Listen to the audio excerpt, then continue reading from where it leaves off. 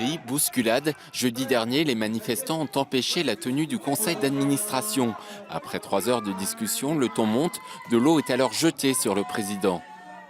Aujourd'hui, celui-ci a décidé de déposer plainte. Ce qui s'est passé jeudi était une véritable démonstration de force et d'humiliation. Il y a eu des violences physiques, verbales. L'UNEF condamne également ces débordements. Mais pour le syndicat étudiant, ce dépôt de plainte est surtout une diversion du président au moment où il entame une grande phase de consultation. C'est pas parce qu'il y a eu 10 énergumènes qui se sont mobilisés contre M. Bonin qu'il faut qu'il oublie les 600 personnes qui étaient en face de lui à l'AG, qui étaient remontées contre lui. Ok, il y a des problèmes de TD, ok, il y a des coupes budgétaires par rapport à l'État, mais qu'est-ce que vous faites dans ce cas-là? Vous ne pouvez pas couper comme vous êtes en train de faire, c'est pour ça qu'ils ne peuvent pas rester dans la même ligne. Il faut qu'ils fassent un pas vers nous et que nous, on fasse un pas vers eux.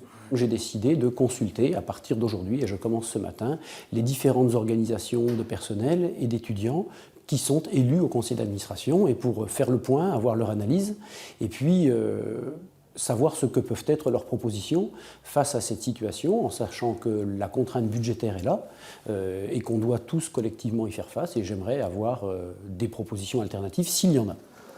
Pour 2017, l'université souhaite limiter le déficit à 2,5 millions d'euros.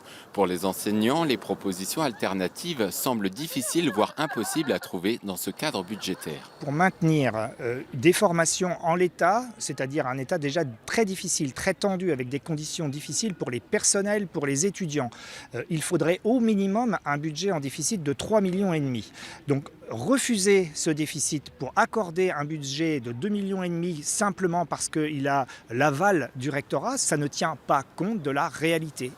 La présidence de l'université va poursuivre ses consultations pendant une dizaine de jours. Les conclusions de celles-ci devraient être présentées avant la fin du mois lors du prochain conseil d'administration.